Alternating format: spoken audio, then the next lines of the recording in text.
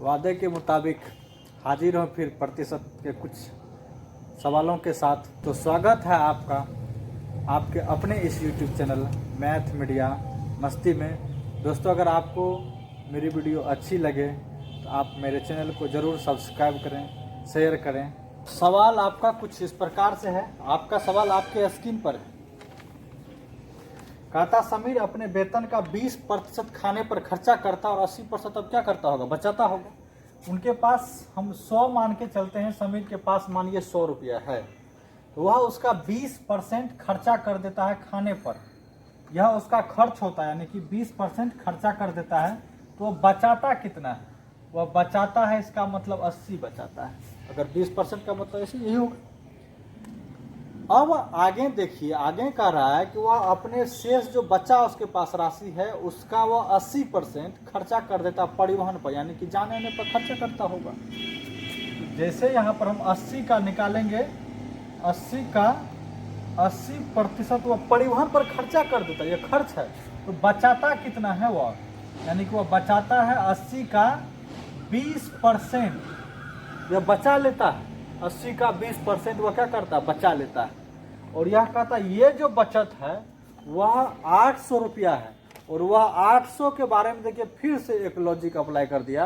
कहता वह जो 800 रुपया बचा है उसके मासिक बचत का आधा ही है।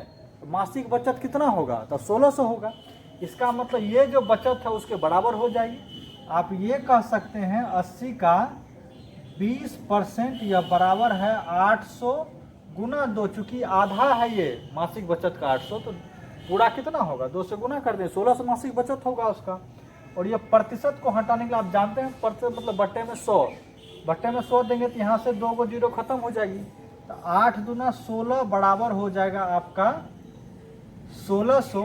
और हमको चाहिए क्या? 100। पूरा कितना उसका वेतन था, मासिक वेतन। तो 100% निकालने के लिए आप 16 बराबर लिखेंगे।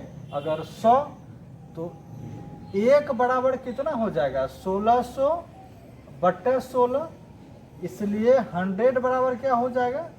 100 बराबर हो जाएगा 1600 बट्टे 16 गुना 100। और ये काट देंगे आप तो ये हो जाएगा 100, यानी कि कुल उसका हो जाएगा मासिक वेतन 10,000 रुपया। यही हो जाएगा आपका आंसर। अगला सवाल आपका कुछ इस प्रकार से है। किसी परीक्षा में 1000 लड़के और 800 लड़कियां थी। आप कह सकते हैं वह बॉय और यहाँ पर ये है गर्ल, यानी कि 1000 लड़का था और 800 लड़की थी। कह रहा है कि लड़के का 60% और लड़की का 50% उत्तीर्ण हुए। तो जो परीक्षार्थी अनुत्तीर्ण है उसका प्रतिशत क्या है? अब आप ये बताइए कि कहता लड़का का 60% पास हो गया बच्चा, तो फेल कितना हो गया? 40%। हम ये फेल वाला निकालते हैं जो फेल कर गया है, ठीक है। 1000 लड़का का, यानी कि लड़का का 60% पास हुआ तो फेल कितना हुआ? 40%। इसका मतलब 1000 का 40% निकालेंगे, यानी कि 40/100। और फिर कहता है लड़की का 50% फेल हो गया, यानी पास हो गया। तो फेल की 50% क्या होगा? अगर 50% फेल हो गया तो 50% पास हुआ, या 50% पास हुआ तो 50% फेल होगा। यही बात है यहाँ पर। इसका 50% यानी कि फेल। हम क्या निकाल रहे हैं? फेल वाली लड़की। कितना लड़की फेल हो गया? इसका मतलब ये 0 कट जाएगी, यहाँ से ये 0 और ये 0 कट जाएगी। अगर आप इसको गुना करेंगे तो ये हो जाएगा 400 लड़का, और फिर यहाँ गुना करेंगे तो ये हो जाएगा 400 लड़की भी। यानी कि 400 लड़की फेल हो गई और 400 लड़का भी फेल हो गया। कितना में? कितना में टोटल कितना विद्यार्थी था? 1000 और 800, यानी कि 1800।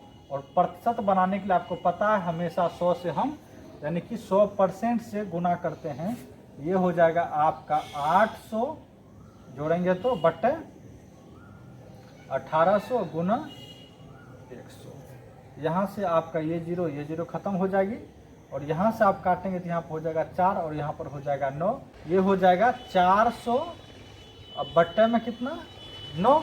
जब आप इसको बनाएंगे दशमलव में ये हो जाएगा देखिए 9 चौके 36, यहाँ पर कितना बचा 4, 4 तो 0 40, फिर 9 चौके 36, फिर 4 यानी कि 44 दशमलव ऐसे 44% होगा, यानी कि 44.44% विद्यार्थी फेल हो। अगला सवाल है, एक चुनाव में 20% मतदाता ने वोट डालने से इनकार कर दिया और 60% वोट प्रमोद को मिला जो हमारे नाम से ही है। कितना अच्छा प्रत्याशी होगा हम। वो अपने एकमात्र प्रतिद्वंदी से जो चुनाव में 8000 मतों से जीत गया, उसका एगो प्रतिद्वंदी था जिसे वह 8000 वोट से ज़्यादा मतलब जीत गया। आप ये कह लीजिए कि 100 वोट, कुल वोट की मात्रा हम अगर 100 लेते हैं, उसमें ये कह रहा है कि 20% वोट डालने से इनकार कर दिया। ये भाई साहब ये है जो वोट डालवे ने किया, इसको लगता है वोट डालने से कोई मतलब नहीं था। और अब कह रहा है कि ये कुल वोट का 60% ये जो है ये 60% जीतने वाले को मिला है, जो जीता है उसको मिला 60%। अब तो जाहिर सी बात है भाई 100 है यहाँ पर, तो 20% लोग जो है वोटे ने दिया, 60% लोग जो है जो जीता उसको 60% मिला है, तो जो हारा होगा उसको कितना मिला होगा ये तो कोई बता देगा, उसको 20% मिला है। और ये अब कह रहा है कि ये जो भाई साहब जीता है वो पहले वाले से 8000 ज़्यादा वोट है। इसका मतलब ये हुआ कि दोनों के बीच में वोटों का जो अंतर है वह कितना है 8000 के बराबर है। हम ये कह सकते हैं 60% माइनस, अकॉर्डिंग टू क्वेश्चन आप कह लीजिए, माइनस 20% या बराबर हो जाएगा कितना के 8000 के।